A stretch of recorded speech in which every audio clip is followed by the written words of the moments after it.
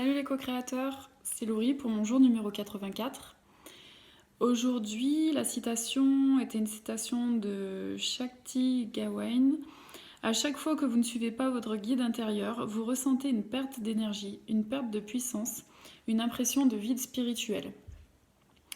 Donc du coup, mon intention aujourd'hui est de chercher mon guide intérieur plus souvent, l'écouter, l'entendre, agir tel lui et me sentir en paix.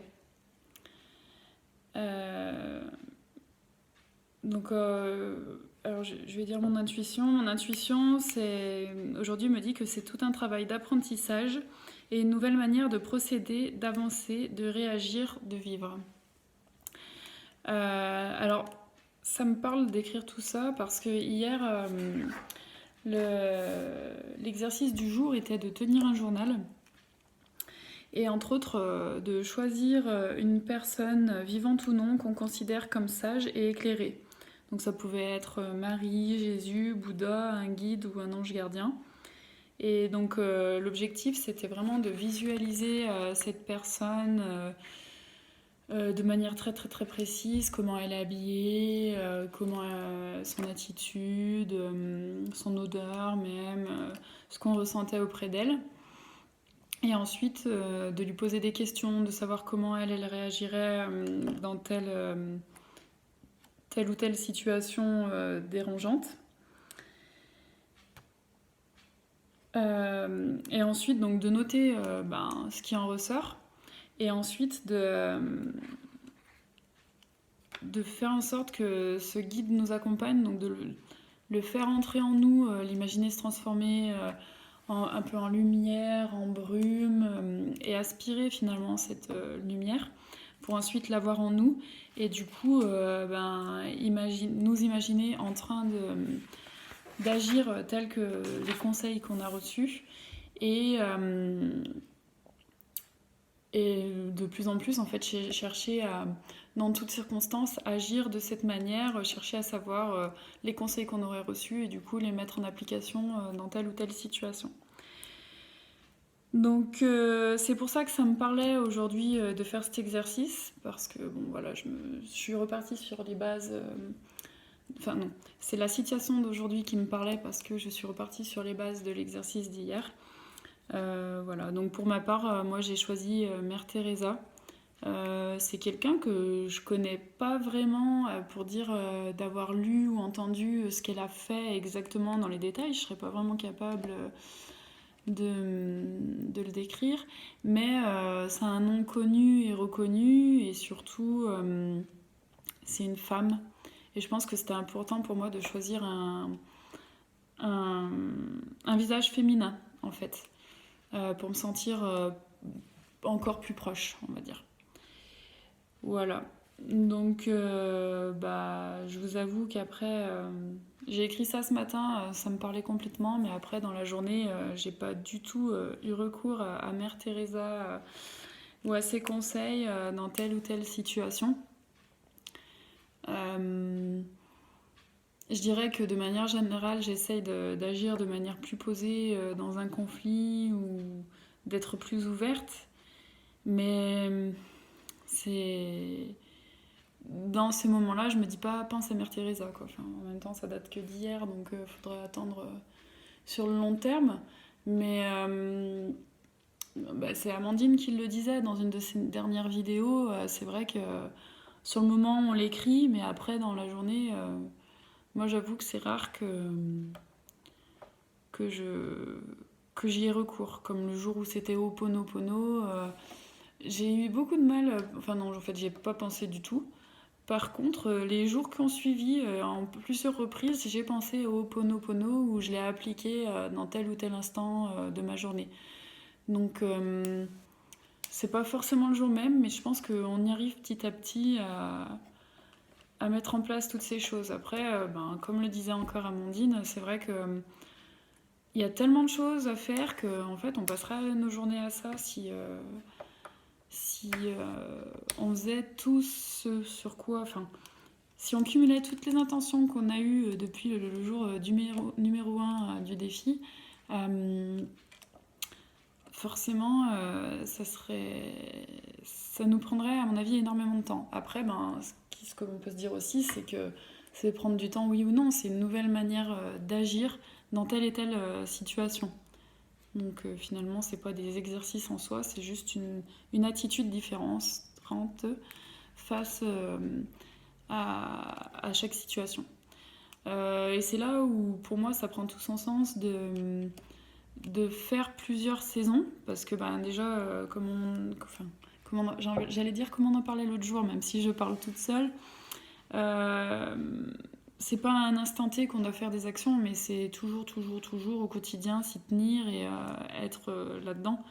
Donc c'est là où je veux en venir, c'est le fait de faire plusieurs saisons de défis des 100 jours, ça aide à toujours rabâcher, à toujours revenir là-dedans et à faire en sorte que ça devienne automatique et que ça soit des habitudes et que ça soit plus naturel pour nous, d'une autre manière que ce qu'on a eu l'habitude de faire jusqu'à présent. D'autant plus que j'imagine, donc moi pour le coup, mon livre, c'est le premier livre, le cahier des 100 jours, le défi des 100 jours. Il n'est pas... voilà, cahier d'exercice pour une vie extraordinaire. Il n'est pas axé sur l'argent, sur la magie, enfin l'argent, l'abondance, sur la magie, sur... je sais qu'il y en a d'autres, mais je ne suis pas capable de les citer là pour l'instant. Mais ce que je veux dire, c'est que qu'on soit vraiment axé sur un défi des 100 jours dans un domaine particulier, ou que ce soit celui-là qui est très général, je pense. Je pense qu'au final, plus ou moins, dans les exercices que propose Lilou, on revient toujours au même, on est basé sur les mêmes principes et... voilà, enfin, ce que je veux dire, c'est qu'au final, on se comprend tous, même si on ne fait pas le même défi. C'est... Et même si on n'a pas exactement les mêmes exercices, les mêmes citations, je pense qu'il y en a quand même beaucoup qui reviennent et que les principes de base sont les mêmes. Voilà. Donc, ce que je veux dire par là, c'est que ouais, c'est cool de faire plusieurs saisons et que c'est le meilleur moyen de rentrer là-dedans et que ça devienne une habitude, un automatisme pour nous. Voilà, donc ce qui m'importe à réfléchir sur qu'est-ce que je ferais à mon jour 100. Aujourd'hui, j'en ai aucune idée. Je pense que, alors me connaissant, moi et mes pauses, je ferai une pause. Mais je pense que j'y reviendrai. Après, je trouve que... En fait, ça prend beaucoup de temps, oui et non. Dans le sens où y a des exercices qui prennent plus de temps que d'autres. Mais après, c'est le temps qu'on veut bien y accorder. Et souvent, des fois, je me dis, oh là là, aujourd'hui, j'aurai pas le temps. Parce que je pense pas avoir envie de prendre ce temps. Mais quand je me force, quand je sors de ma zone de confort et que je le fais quand même, je me rends compte qu'en fait, ça me prend pas tant de temps que ça non plus. Voilà, après moi je disais beaucoup que là j'étais au début en arrêt, après là je suis en mi-temps thérapeutique, donc à voir quand j'aurai repris à temps complet. Euh, Au début je me disais que ce serait pas forcément possible de tout cumuler. Et en même temps j'ai l'exemple de plein de personnes qui travaillent en faisant le défi des 100 jours, donc rien d'impossible à ce que je vois. Surtout entre autres parfois des métiers très durs ou du moins très prenants ou pour lesquels il faut se lever tôt. Enfin, chaque métier a ses difficultés et voilà, mais je pense qu'il y a d'autres personnes qui se donnent les moyens et qui ont sûrement, ou comme moi, par exemple je suis aux 35 heures, je pense que c'est pas le cas de tout le monde et je suis sûre qu'il y a des gens qui ont des vies encore plus prenantes niveau professionnel et qui le font, même si j'ai pas d'exemple en tête. Enfin voilà, ce que je veux dire, c'est que je pense qu'on peut cumuler une vie active et faire un défi, vous me le prouvez de toute façon, et je me le prouve un peu quelque part à moi-même, vu que là j'ai repris le boulot en temps partiel et que c'est loin d'être impossible à faire. Après, voilà, tout dépend comment on a envie d'occuper notre temps, comment on a envie de répartir notre temps aussi. Moi, pour rien vous cacher, je suis une grosse dormeuse et d'autant plus là depuis que, enfin non, même avant de reprendre le boulot en fait, je fais mes 10 heures par nuit. Donc en sachant que je me lève à 6h30 le matin, ça voudrait dire qu'il faudrait que j'aille me coucher à 8h30 le soir, ce qui est pas possible. Alors vers les 9h, j'essaye de me gendarmer, on va dire, et de prendre la direction de la salle de bain, puis de ma chambre. Mais là, plus les jours vont augmenter et plus ça va être dur d'avoir envie d'aller se coucher. En même temps, je suis fatiguée, j'en ai besoin. Donc, les premiers temps que j'ai repris le boulot, je me forçais un peu à aller me coucher pas trop tard. Mais plus ça avançait et plus j'avais besoin de dormir, donc plus je me couchais tôt. Mais ce que je veux dire, c'est que par exemple, quand j'ai pas mes 10 heures de sommeil, comme là cet après-midi, j'ai dormi 3 heures. Voilà, je fais des siestes énormes, énormes, et j'en ai énormément besoin. En même temps, c'est pour ça aussi que je suis en temps partiel thérapeutique. C'est justement pour prendre du temps pour moi et surtout pour me reposer.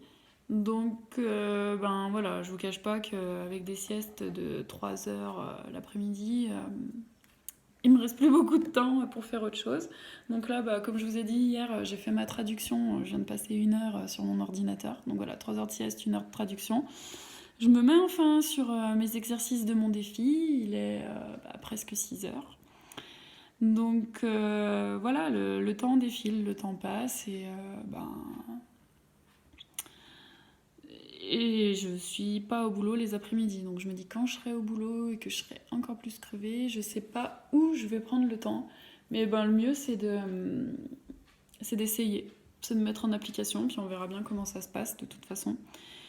Ce qu'il y a de sûr, c'est que là, en gros, il me reste 15 jours de défis à faire et je suis en temps partiel jusqu'au 1er mai. Donc, normalement, je devrais pas encore avoir repris le boulot d'ici